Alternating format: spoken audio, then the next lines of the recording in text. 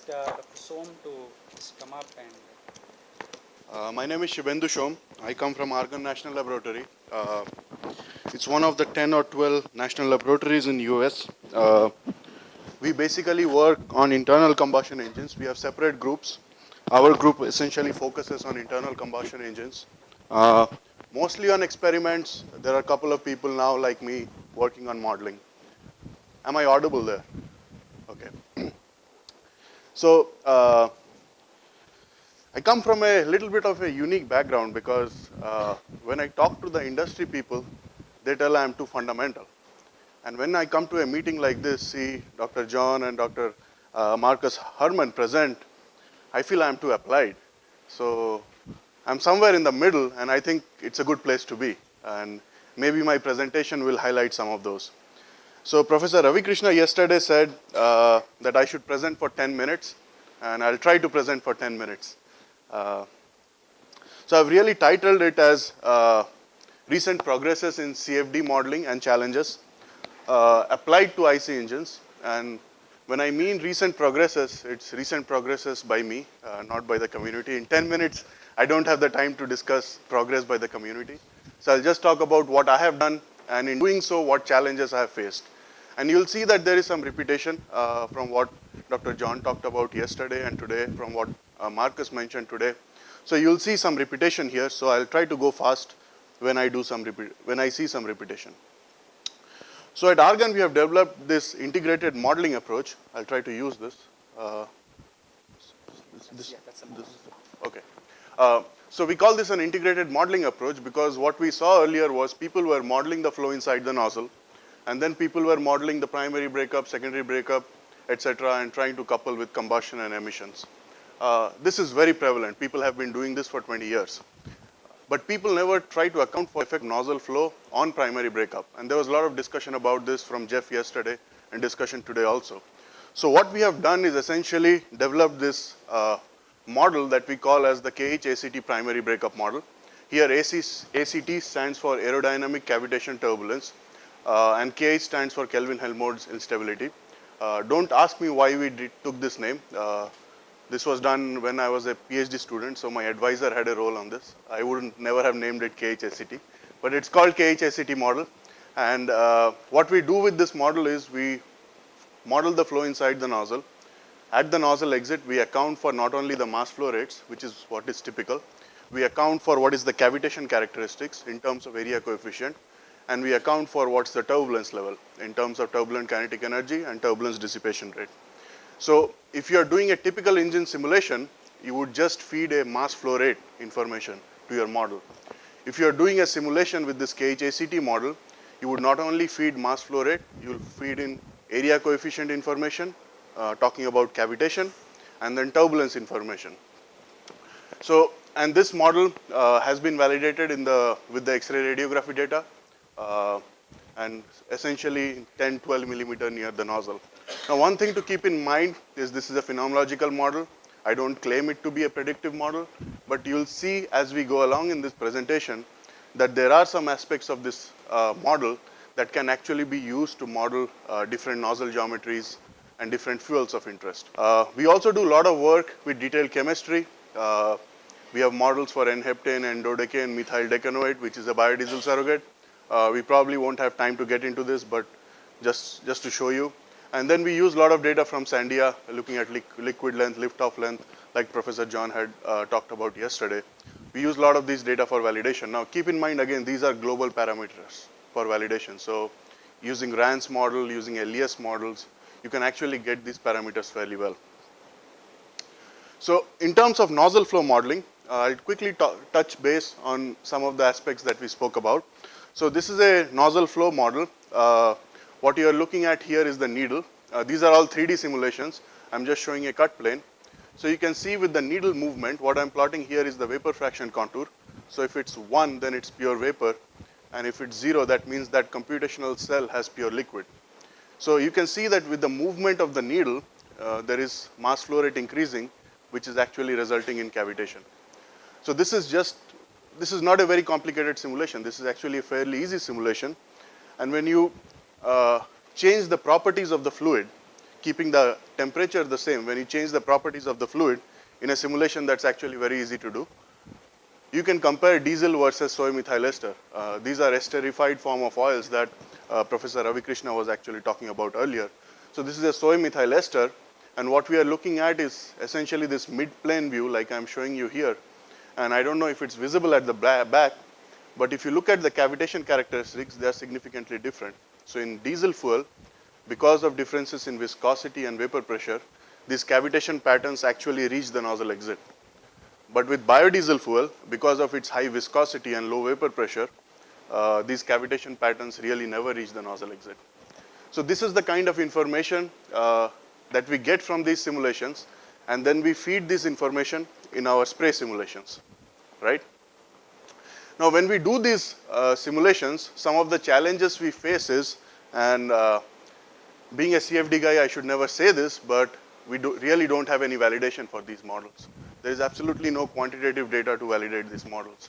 So what I can take from here is qualitative pictures, qualitative information to percentage in mass flow rate. But really there is no validation for something like this. There is some validation done by Winkelhofer, which was presented in the late 90s in the I-class meeting, but those are low pressures, low ambient pressures, so not relevant to diesel engine condition, and those were 2 planar nozzles. So it's really difficult to get data for something like this. So we end up doing a lot of qualitative comparisons instead of doing quantitative comparisons. Then this bullet point I really got yesterday from Professor Stevens' presentation. We are only considering cavitation due to the geometry changes. We really don't account for any surface effects. So our cavitation model is fairly simple. But it gives us insights and gives us some of these characteristics. Primary breakup. Now, something I find really funny is the physics itself is not well understood. So how do we develop a model for that, right? So it's really difficult to develop a model. So what we have done is, we have done some phenomenological modeling, similar to the KH RT type of models. So the idea is to calculate length scales and time scales. So we get a length scale and time scale caused by cavitation inside the nozzle, especially if the cavitation patterns reach the nozzle exit, right? So we get a length scale and time scale for those cavitation bubbles, like shown here. And these bubbles may implode in the spray, which will cause disturbance and enhance breakup. Similarly, turbulence-induced model. So turbulent eddies inside the nozzle may come inside the spray region and enhance breakup. And then, of course, the aerodynamic breakup using KH RT type of models. So the whole idea here is, in a phenomenological sense, try to capture what are the length and time scales of these processes, and then try to see what's a dominant process. So you'll see that if you have just aerodynamic breakup versus if you have cavitation and turbulence-induced breakup, the spray looks different. And I think I have a picture for that. The way the model is implemented, if you look at the literature, again, I think at the back you probably cannot see this. In the breakup length region, the KH model works. Outside the breakup length region, this KH RT model works. So we have implemented a similar idea. So inside the breakup length, we use this KH ACT model, and outside the breakup length, we have KH RT model. So again, the question comes, the challenge really is this breakup length. It's really ad hoc. No one understands what this is. It's an ad hoc model. And then all this, especially the KH type of models are phenomenological, so you need tuning, like Marcus was talking about earlier. And when you have different nozzle geometries and different fuels, the KH model simply doesn't work. It fails, like I'll show you later. So some details I'm just going to skip. So we use commercial codes and open source codes. So in terms of commercial codes, we use Converge and Fluent. We have recently also started using OpenFOAM. And these are some of the details of Converge simulations. Most of our simulations are actually done in that. We develop our own UDFs that we implement with Converge and Fluent and with OpenFOAM to do the simulations. So the whole idea of getting the spray correct is, it's very critical to get the spray correct. Otherwise, you might as well throw out your combustion simulations. They're useless unless your spray is correct. Now, optical techniques in the near nozzle region, you can get very nice pictures. I was really impressed with what Professor Ravi Krishna was showing earlier, but it really doesn't give you quantitative information.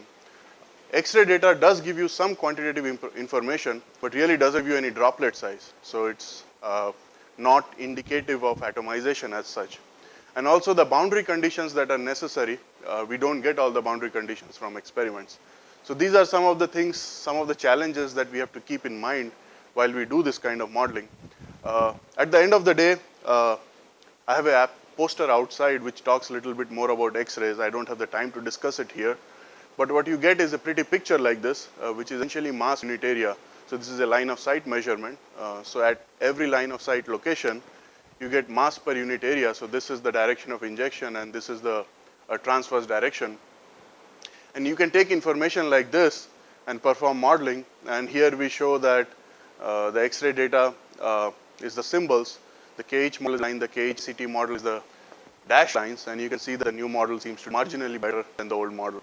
So you're happy with this. So we tried to use this model to do some more parametric studies. We recently published this work in Fuel Journal. The data is actually from Sandia here, and the whole idea is to see if you have diesel on the top and biodiesel at the bottom, you see the liquid length is very different. The question is, can the simulations capture these differences in liquid length? And at the bottom, I have here liquid length versus ambient temperature. So you can see that for diesel fuel, which is in red, the simulations are very close to the data.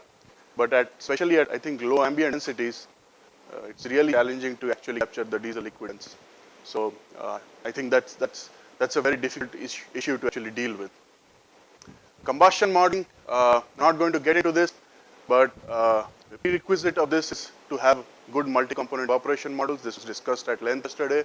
I'm not going to discuss this. The second thing is computational cost when we are doing such detailed models. Together, fine resolution and LES turbulence models. These are really expensive simulations. But at Argonne, I'm not supposed to complain about expensive simulations. We have several clusters. We have supercomputers. So if I complain about expensive simulations, I might lose my job. So what I'm going to talk about here is some scalability issues and efficiency issues that arise when you're doing some kind of simulations like this. So this is a typical cluster at Argonne. It has 320 nodes. Each node has 8 processors. So this is about a 3,000 processor supercomputer. And this is a standard machine. We also have the supercomputers like BlueGene, which is the IBM configuration, BGP, BGQ. But the real problem is if you look at scalability and efficiency, you don't need to go far. These are just 24 processors. And you can see that both scalability and efficiency drops very quickly using models like this. And main reason is the Lagrangian models that we are using are not really scalable. So we are looking at scalability issues, and the main reason we think is because of load balancing due to moving mesh simulations. I was asking this question earlier, and the reason was this. So I was asking earlier, what is the qualitative information that you can actually get from RAS, and that you can get from an LES simulation, and do you actually get any quantitative information? So these are experiments done at Sandia. Professor Abraham was showing this yesterday also. And what we have done is we have mimicked these experiments at Sandia using a RANS model and an LES model. So this LES model is basically a Smagransky-based model. The grid size here is of the nozzle diameter, so around 100 microns. And you can see that you start seeing some structures that you actually don't see in a RANS simulation. And in terms of quantitative information, though, we don't see any difference. Like looking at liquid length, lift-off length, these are very similar between RANS and LES. But when you look at structures like this, you do see some differences. Thank you, Professor.